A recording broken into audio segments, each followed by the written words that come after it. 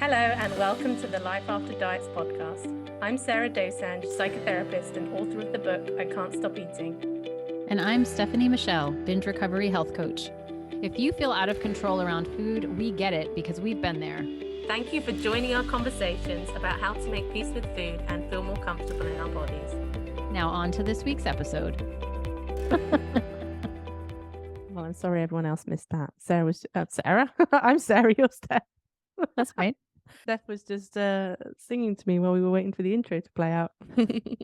Yeah, that's all I'm going to say about that. Today, Sarah has added a principle to the intuitive eating principles. She has added principle number 11 called gentle negotiation.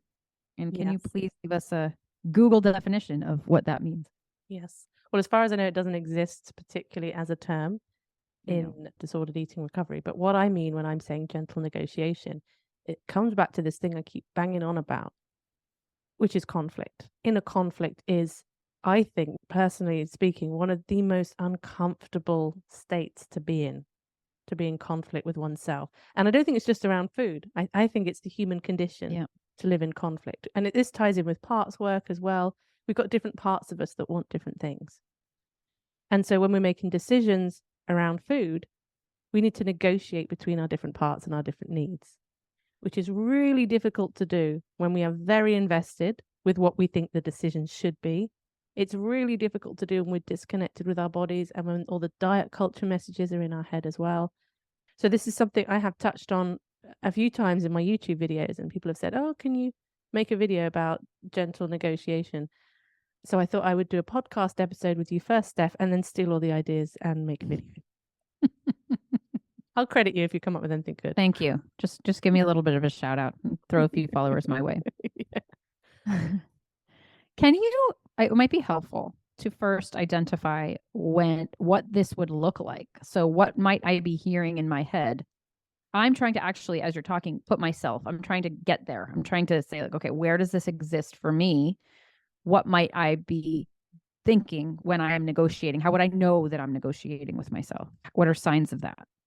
I think the classic one is the conflict between not restricting and obviously not binging, right? Because it feels like if you're not restricting, you're binging. If you're not binging, you're restricting. Like that's the all or nothing, like back and forth. So I think where people get in a conflict is they desire the food. Mm-hmm. The conflict is, I fancy this food and I'm not supposed to be restricting. So because I want this food, that means I should have the food, right? But if I have the food, like everything in me in the state that I'm in now feels like this is going to turn into a binge. So it's almost this paralysis of not knowing what to do. It feels like you're damned if you do and you're damned if you don't. If you say yes to the food, it might be, or it feels like it's going to be a binge. And if you say no to the food, you're restricting, which is just going to build and be a binge anyway. This, I think, is the main conflict, the most common one we're talking about here when we're recovering from disordered eating. I'm like, I have resistance going up because I don't want to talk about it because I feel like this scenario in particular has so many different, it's so dependent on the person and the person's context. So I just want to preface it by saying that. But the other thing that's coming up as you're describing that scenario is where there's this almost instinct to listen to everything outside.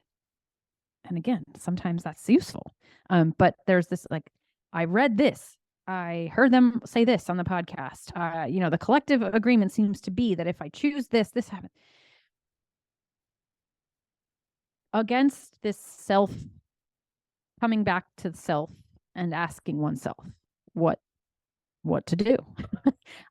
There's also the conundrum of, but I've been asking myself and haven't gotten very far. Like I can't trust myself.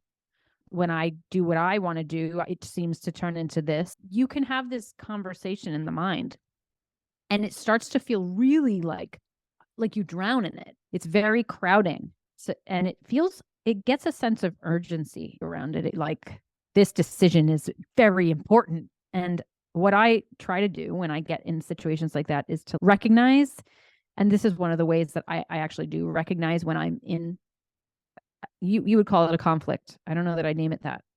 Maybe I will. But It's when I get that feeling, when I get this feeling like my head is crowding with this, it's getting too busy and it feels very urgent. I was like, I need to step back for a second and just take it down a notch, kind of de-seriousness it. It's not a word, but like, what would a word for that be? Oh, I don't know. I think you've just invented one. Yeah. Just de-elevate it a little bit and calm down. Because I think we add to it by making it feel so life and death almost. That's a bit extreme to say, but it feels very important. And to recognize that is not helping our decision making. It's not helping the conflict, is actually exacerbating it. So before we even get to how to actually gently negotiate, I think part of that gentle is the translation of that kind of energy that starts to really reel you in, and like a stepping back from that and a naming what's going on. I think people are trying to negotiate with themselves. When I'm saying negotiate, I'm talking about coming to a decision when we're talking around food. So it's like, these are all the options, and I have to make this decision in myself about what option it's going to be. And I don't know if it's possible to gently negotiate with yourself until you have reduced the conflict. Not saying we're going to get rid of it completely, but if the conflict is too high, it's too loud. We can't find our mind in that. So I think the whole point of the non-restrict message is to reduce conflict. I feel like it's okay because I'm not restricting, so that frees me up to try and actually negotiate about what I want and to listen and to make choices and to feel my way through it. That's the point. But I think people are implementing not restricting from a very conflicted place. So the conflict is still there. And I think we mentioned this briefly on a recent episode as well, when you talked about going all in after reading The Effort Diet. It was like it spoke to you. You were fully on board. There may have been doubts that came now and again, but there was enough reduction of the conflict. The conflict was low enough that it was possible for you to figure this out and find your way through. Mm-hmm. That, I think, is a key element that's not being discussed. And in order for the conflict to be lower, we can't ignore the body image work. So many people I work with, they just want to work on the food. Let me just fix the food. I don't want to. I think so, yeah. But I think that's probably because I talk about it more from the food perspective. And I probably haven't spoken about it enough from the body image perspective, whereas you talk a lot from the body image perspective. So I think that's probably just the people that might gravitate towards working with you. Those are the messages that they're reading. So people are just trying to do this work around food and permission part, whilst hating on their bodies, whilst feeling very disconnected from their bodies, whilst I think it's hard to exist in this world and not want your body to be smaller. I think that's probably a lot of people, but there's levels of that as well. When that feels, because it doesn't matter if you're just saying, I'm not restricting. If every time you're then eating in a non-restrictive way, or you feel like you're overeating, it causes enormous distress. You're not going to be able to feel your way through that. Yeah. What was the conversation like in your head when you were implementing what you were learning about not restricting? You're taking that leap, right? It's scary. So even if you're on board, surely like there's fear and trepidation and you don't know where it's going to go. So in those earlier days when you're starting to recover, what can you remember about how you were talking to yourself around food when making food decisions? This is an interesting question to answer, because I can talk a lot about what my thoughts were before that. But when I went into this process, I think that the thoughts got really quiet, which is probably why I didn't have so much conflict, because it was an embodied knowing. So there was such a sense of, I know what I need to do, that the thoughts weren't bothering me. They weren't talking to me incessantly. The conflict wasn't there. You're right. So the thoughts are hard for me to recall. I suppose if I could name them now, it would be... Well, I just want to say, you did just name a thought. The thought was, you said it was a sense of, I know what I need to do. But that was the thought. It was a sense and it was a thought. I know what I need to do, which is very different to, I know what I should do. Yeah. Yeah, but I wouldn't say it was a thought. It was a feeling. It was just knowing. Maybe thought's not the right word, but there's accompanying belief, like your psychology has to be on board with that. I'm going back. So okay, day 1 was my birthday. My mom had made me this 3-layer coconut cake, so good. And it was And I was eating it in front of my family too, which was hard. But I remember thinking, I'm going to have this cake. Part of the thought was I'm not compensating. So I can talk to that as well. But I wanted a second piece. I actually wanted a third piece. I had 3 pieces that day, big pieces. And I remember after the first piece was easy enough because that was like expected that I would have. And then I remember being like, one another piece. Now that normally there would have been conflict there. It would have become like, no, no, if you had that, then, and then math would have started. And then I think I'm gonna have it anyway. And now I'm hating myself for doing that. And like, oh my gosh, I'm like, what's wrong with you? But in this case, it was, I want the second piece. Hey, I'm allowed. Like that's okay. And then I had it. It was this, there wasn't a lot of thought. It was just, right, this is what I'm doing now. So I'm allowing it. And then it was a third. I think there was more conflict with the third. There was more like, am I taking this too far? Is this what I'm supposed to be doing? Is this too much? When is this going to end? But I remember that after the third piece, I felt finished. I kind of do remember taking a swipe of the frosting and being like, But ultimately, all of the guilt that was coming up, and I think there was, especially as I was swiping that frosting, like, am I going to go for, like, do I need a fourth piece? There was this sense of, I can put all of this stuff in my head in a box over here because I'm not paying attention to that right now. That's not my job. And this is so much easier than navigating these decisions and all of those conversations that come from navigating each one of those decisions. Like, it was a quieting of the mind. I don't know how helpful this is, though, to somebody who doesn't have, because there was that absence of conflict, because I pre-decided that this was going to be something that I was going to do. There wasn't the conflict. And there was, I suppose, a should in my mind of what I should be doing. The should was to eat the things and to not have the guilt. So I went with that. But in the absence of having a sense of what to do, I think it's inevitable to have conflict. I think it is helpful because it's not that everyone's experience is going to be yours, but I think it brings to this question, which needs to be answered first. And each person asks this question for themselves. What is it I need to change, to shift, to do, to reduce my conflict around what I'm eating? Ultimately, that's the question that I think people need to ask themselves first. Because without that part, anything you try, I think is likely to be much more frustrating and whether it's even going to get you there. Do you remember when you were walking around the supermarket and you had to buy food in? Because you had quite an orthorexic phase, right? So you're now making decisions about having other foods in or having other foods around. Do you remember what that part was like early on?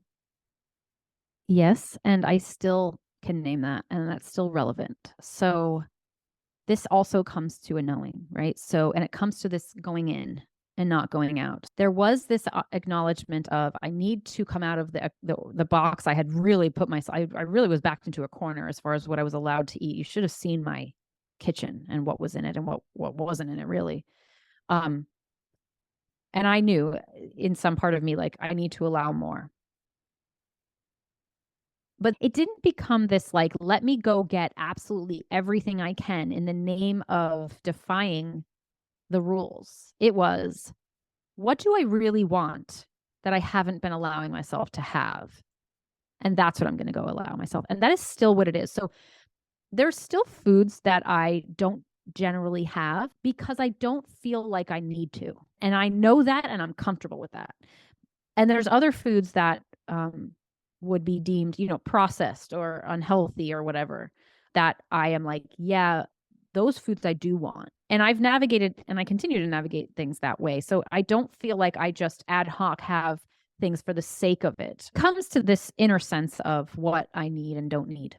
And I don't feel like I have conflict about that either. So I don't feel like, I haven't had fast food in a while. Maybe I should go have it in the name of neutralizing it more, and I would say fast food might be one of those things. So I never was a fast food person. It wasn't in my habit loop to do.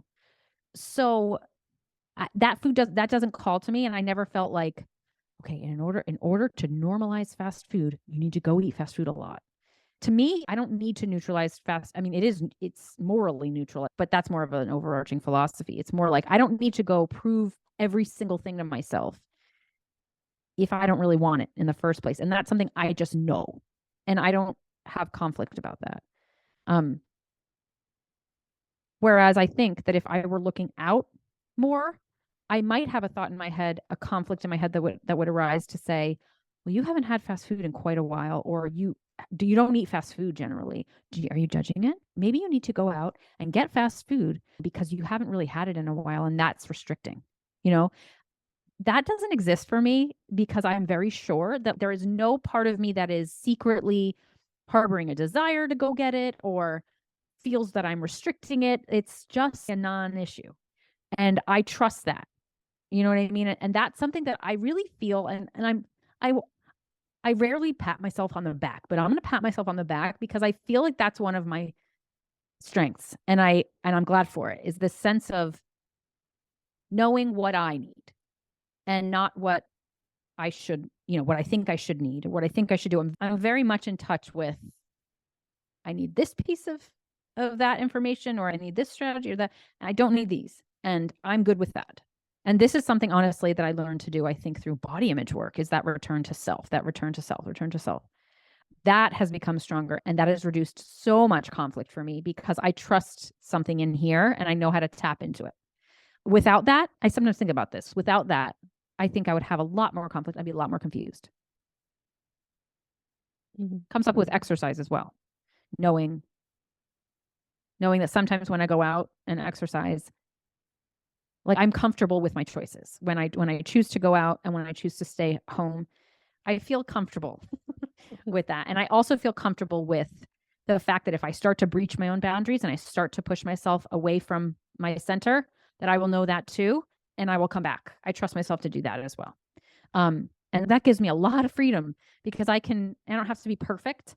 I can just sort of move about, and I know that ultimately, like, there's boundaries that I have for myself and I won't cross them. You're saying feeling comfortable, and I'm hearing non-conflicted. That's what it takes to feel comfortable, right? You don't have conflict around fast food because it's never really been something that you've had to, grapple with a sort of a strong desire for.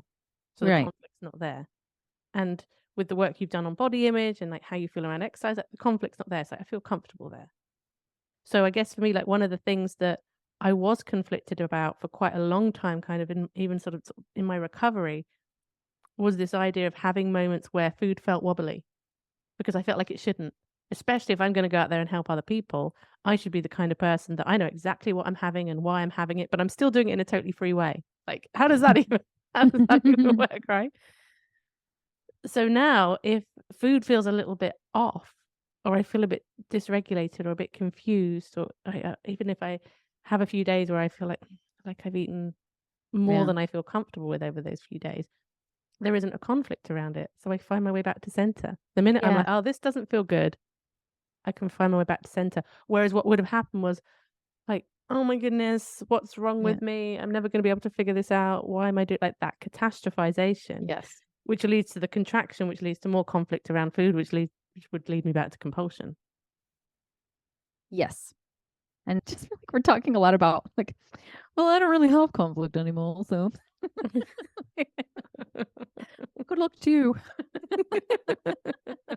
I guess it's like, how does this happen? How would one begin to, considering that you and I both had extreme amounts of conflict at one time? This is not innate. This is not something that we never did. How did we get from A to B? I'm going to come back to the age old. It was too painful.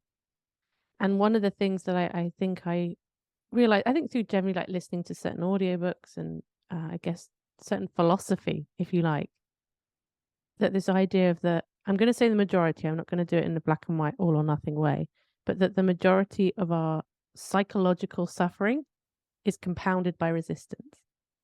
That sense of, this is not how things are supposed to be, but they are like this. That's unbearable, right? The conflict between those two things. And it was surrender, and it was humbling myself, I kind of want to say, against what I thought I should be and how I thought I should be showing up, and what it meant that I was this out of control. So for me, it was a lot of this exactly that. And it was, I would never have thought about it necessarily in the term of inner conflict at that time. But that's what it did. This just it's the old serenity prayer, right? About accepting the things you can't change, changing the things you can, and having the wisdom to know the difference. And But how? I always thought that I especially something like this, I should be able to change it because this is my behavior, right? So this should be the one thing that I'm in control of. And realizing that until I wasn't in control, or until I could I guess admit and to surrender to not being in control, that was when I got my autonomy back. Yeah. It's like it's this weird paradox. And it's even in, not that I use sort of addiction models in this, but with the 12-step programs, one of the things is to like admit that you're powerless.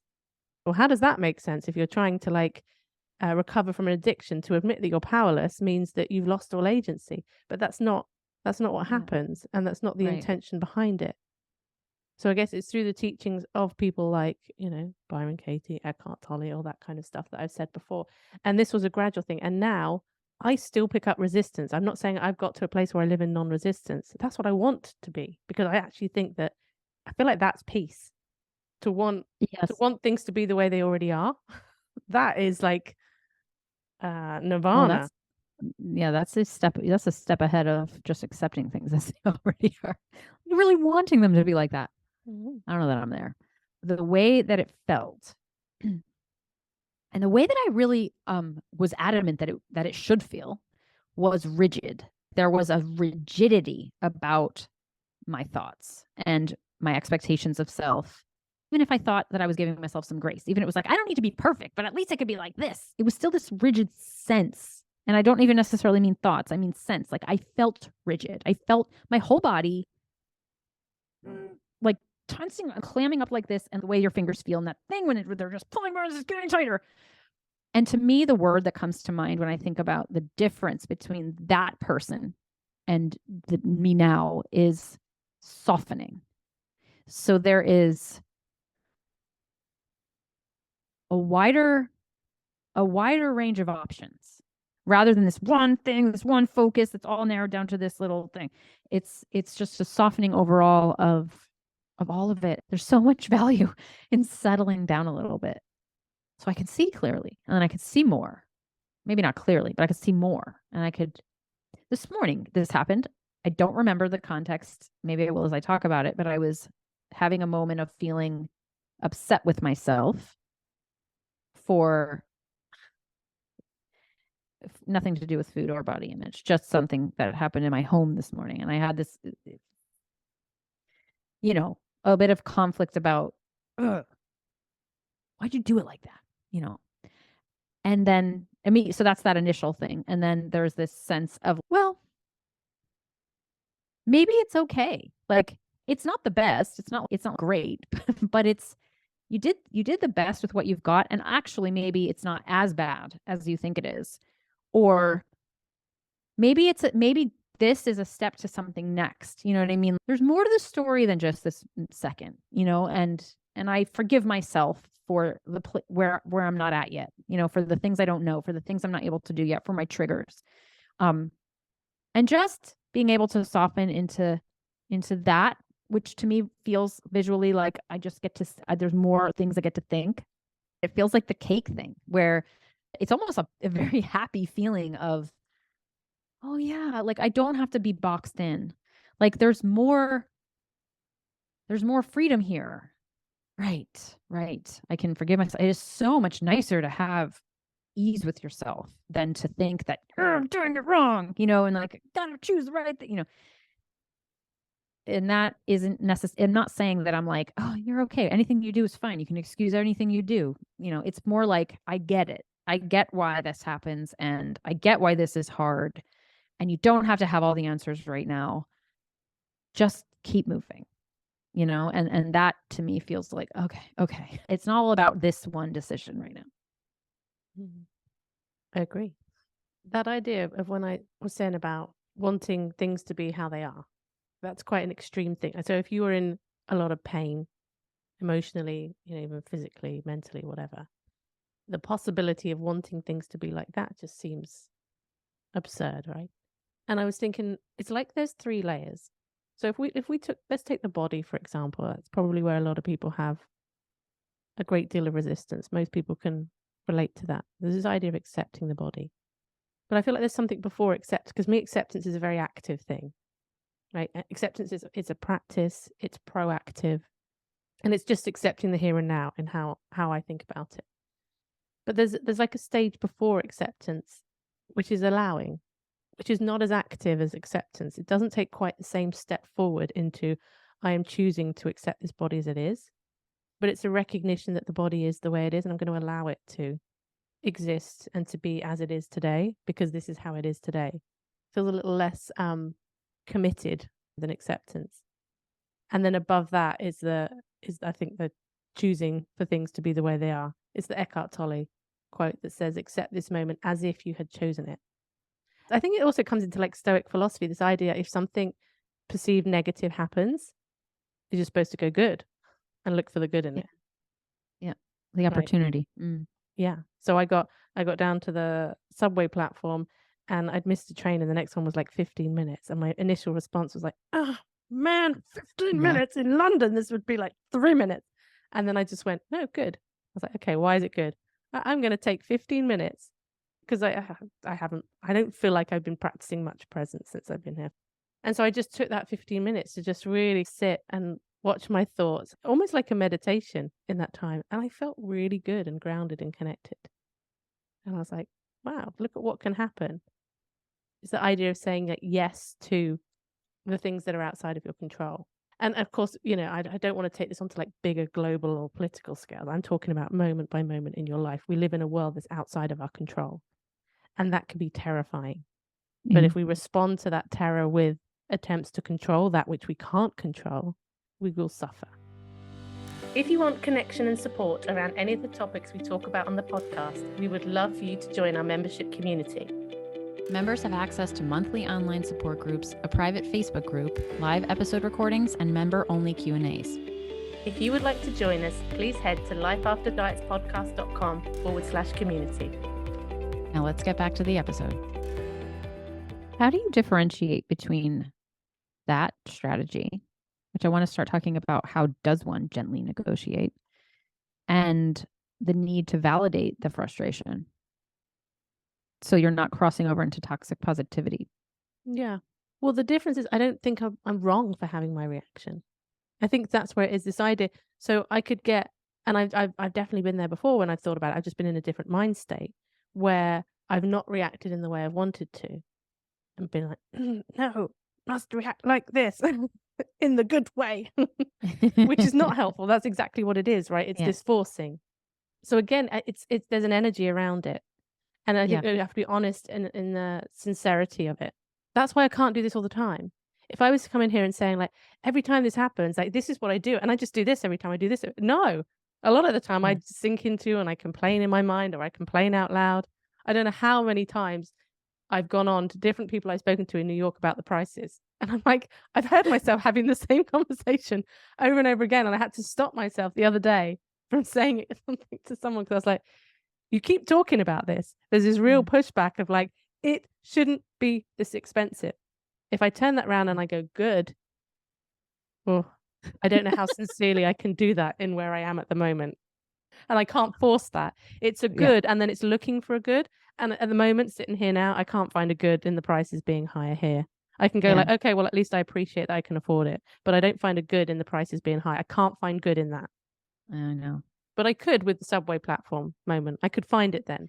So I guess it's seeing if there is, it has to be sincere. Well, one of the things that I took from that is you almost, because at this point you do validate your emotions, like you almost, like I think to someone who maybe doesn't feel like that's the right reaction, like that frustration is wrong, you just so naturally feel like, yes, of course I'm frustrated, that's allowed. That allows you then to move into the next piece. But maybe at different times, and certainly it's not a person to person thing, it's situation to situation and what our different moments are. But the first step might be just honoring what the reaction is and finding some kind of less resistance, less conflict around that then unlocks the next level of the video game, you know? Well, the idea is you're saying good to the reaction as well, because the reaction is part of the moment. So it's like, good that the train's 15 minutes away. Good that I felt frustrated.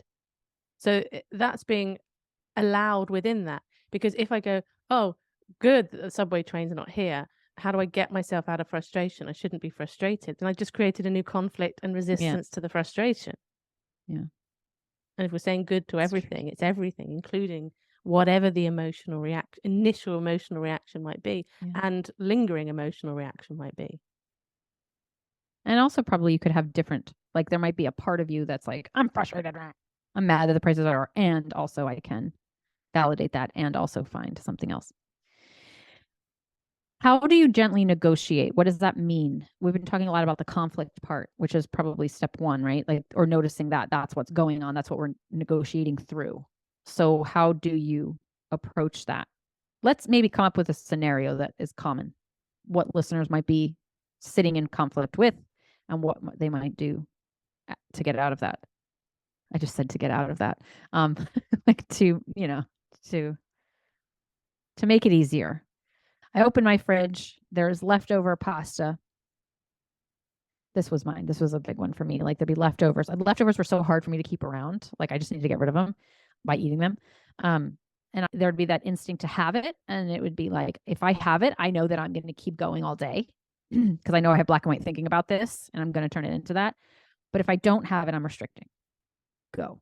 It begins with me. And this is something that I did a lot, and I probably still do, maybe kind of automatically now, not necessarily so, maybe sometimes consciously actually, is to go, there's not a right answer here. Whether I have the food or I don't have the food is not the point, because whenever it was the point, I got conflicted and I couldn't make a decision, and chances are whatever the decision was would lead me to a place where I didn't feel good. So there was something about choosing to reassure myself, because that's what it takes, because it might not feel like, you can't feel completely uninvested in the outcome probably, but reassuring myself that whether I have the food or whether I don't is not the point. The point for me, and again, this is personal, this is not what everyone is necessarily going to need, it's going to vary a bit from person to person, is I want this to feel like a free choice. That's kind of it. So what does it take for this to feel like a free choice? Well, one, I'm allowed it. But two, like, what part might want it? When you described, I think it was in the grazing episode, when you talked about snacking, you might be reaching for something and going, what part of me wants this? Am I hungry? Do I need this reassurance of having it? Like, is the psychological pull? It's curiosity has to come into it as well. And we can only be curious when we're not shaming ourselves about it too. Yes. And this is why there's so many layers. And this is why I can't see us in this episode being able, maybe this was your resistance at the beginning, which I'm feeling now, is to come out of this conclusion where it's like, this is this 5-point plan and you follow this and this is how you get to a point of gentle negotiation. One, we've got to shift the shame. We can't listen to ourselves. We can't listen to the different parts of ourselves, the parts we're not keen on, the parts we don't like, if we are full of shame. So how do we do that? I've had shame drain out of me just by hearing other people talking about shame. Yeah. Feeling connected to other people's stories. We want to feel ideally some kind of connection. When it's not, doesn't feel safe to connect to ourselves, that's when we might need other people, or that's when we might need even getting out into the world and having something that we can plug into out there. So I think until the shame levels have come down, that's why I love group work so much, because a group really gets to work on the shame. But until the shame levels come down, being able to just make these changes in behavior, saying to yourself, okay, next time I want something, I just have to ask myself these questions that Sarah and Steph spoke about, and then I can get to the right answer. One, it's recognizing there isn't a right answer. And I became much more interested in rather what I ate, more like, why did I eat it and how did I feel about it? And so there were times when I ate foods, even in quantities or in times or whatever, that I might have done in a binge, but it didn't feel like a binge. And I took that as a win. Yes. Because it didn't have that energy around there. So there are these shifts that we make. And I think, again, like we spoke about previously, that repetition of those shifts. And taking these things, taking the things that you hear either in this podcast or anywhere, and then taking it out and testing it out with yourself. Because we want to find the answer out there. That was me for the longest time. Just on this mission, on this quest, to just consume information, binge on information. Because when I have enough information, then I'll be able to do it. Then I'll be able to heal. And it's like, no, quite often what you need is just the little snippets of information, these core messages from people that resonate, and then taking them back and testing them out with yourself. So for me, like, yeah, the conversation is going to look like there's no right or wrong answer here.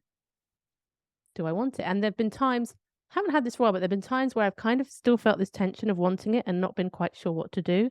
And in those moments, I've really slowed it down. And those have been the times where I've gone like, okay, I'm going to sit, but I really want to enjoy this and eat this with some presence. I don't mean perfect mindfulness, but with some intention and an element of being able to enjoy it as well. What if you bypass that? It's all happening too fast and you eat it and it's done. And now you hate yourself. Well, the hating of yourself comes from the resistance, right? Of what's happened, the reality of what's happened. We can't go back and change it, but we feel it. And quite often that, the way I think about it, that catastrophic feelings after a binge is not just about, oh, I've just binged and it's this one binge that's made me feel catastrophic. It's all the binges up to that point. Like, I'm doing this over and over again. What's wrong with me? This is never going to change. Projection into the future. This is never going to change. I'm this, I'm that. So I think it's the stories that get activated by the binge that I think is part of the work when we're doing this work on ourselves. It's like, what are these stories that we're telling ourselves, about what it means that we're struggling in this way with food? Yeah. I really thought it meant I was this incredibly defective, useless person who couldn't even feed herself. And most people wouldn't have a clue from seeing me. So that was the disconnecting part as well. I was the only one who really knew what I was like. Can I tell you my story? Please. In that same scenario would have been, because I'm picturing it now, and it's like, I would have been like, oh, you just did it because you could. You just did it to get away with something, like, because you're not strong enough to like sit there and slow down. You know, you have no willpower to actually like go through steps that might help you here. You're just so impulsive that you're bound to make the same mistake over and over again, because that's exactly what you've been doing. This is just your flaw. And I really feel that right now. And I'm thinking like, gosh, like I almost feel like, how did I get out of that? You know, like, how did that stop? But one of the ways that I think is that when you go through things, when you've got your story come up over and over again, perhaps it was that happening to me so many thousands of times that when I landed on the book, The Fuck It Diet, all those stories had pointed me in a direction of being like, actually, I do know what I need to get out of this. What I need is permission, not guilt. Because that essentially is why I would impulsively eat, because I didn't want to deal with that was my reason. So even outside of my consciousness, collecting all of those experiences, when I read that book, I felt that approach addressed that. It was like, that is what I need to do right there. That is based on all those times I ate the pasta in that way and had those stories. This speaks to my story. And so maybe we don't know the answer right then and there, but I think the experiences that we have do eventually point us to what that going back to that, what we know, what we need. That's what informs that knowing, or those experiences.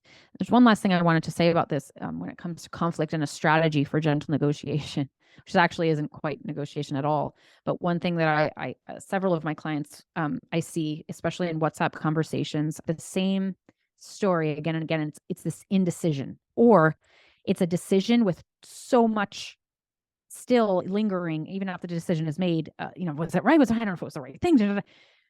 And sometimes I think that one helpful thing to do in a situation like that is to make a decision. This goes off the heels of you saying there isn't a right or wrong one. But when it becomes this conflict that's going on for too long, I think the goal is to make a decision. And it doesn't matter if it's the right or wrong decision. It's just about making the decision and cutting off that conflict, because you can, that's imprinting those pathways in your brain too, to keep doing that. And it's a bit of a boundary setting with myself. It was at one point, and I will talk about this with clients, of make the decision and own that decision, right? And it doesn't have to be the best thing in the world. You can collect data from it and we can talk about it with curiosity afterwards, but it's more, I think, sometimes helpful to just say, okay, the conflict, that's enough. That's enough thinking about it. It's enough overthinking. Here's my decision. I'm having it or I'm not having it, and see what comes of that, right? Instead of because what hurt me the most was making the decision without making the decision. So eating the thing without ever having decided I was going to do that. because I was always conflicted about what the right and wrong thing was. So I never was actually making a decision. That it just sort of happened. And then there was the residual, there was never peace about it. At least if I'd said, you know what, I'm going to eat it. I'm going to put it on a plate and I'm going to eat it. At least it would feel like it was mine. You know what I mean? Like, okay, well, at least I have some control over that a little bit, that there was something I can work with there versus it happened to me. And I can't ever find a sense of resolution about it, which I think perpetuates conflict. Yeah. I think if we can really observe ourselves and our behaviors in a less conflicted state, that's when we can learn. We can use it as an experiment. So it might be, I keep finding myself in this position. Okay, well, what happens if I freely allow myself to eat this food in this moment? And I'm just going to notice. I might afterwards think, oh, actually, that wasn't the decision I want to be making. Mm-hmm. But sometimes, and I think especially with the non-restriction element, sometimes the best thing in a lot of cases, not all cases, is to have the food and have it thoughtfully, because to not have it, because when you were in that, you were saying like, just make a decision, like yes or no. If I'd done that, I probably would have gone, okay, no, I'm not having it. But then I would have gone away, and just for the next couple of hours, it would have still nagged at me, because the only decision I could make was to have it, because then the decision was made. If I said no, the decision of having it at some point, exactly, still exists.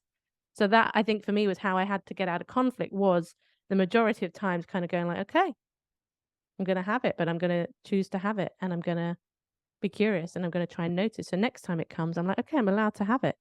How was that for me last time? Not this, oh no, I mustn't do it because I know where this ends. It's that, the contracting, that I think makes us lose perspective as well. And then I think at the neurological level affects our executive functioning. We can't even access that part. Yeah, your other part of your brain starts to come on. Yeah, to take over for fear. Well, okay.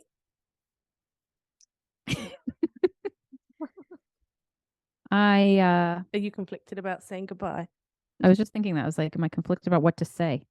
So I'm just going to talk. I'm going to make the decision to say thank you for this enlightening conversation. And we will see you next week.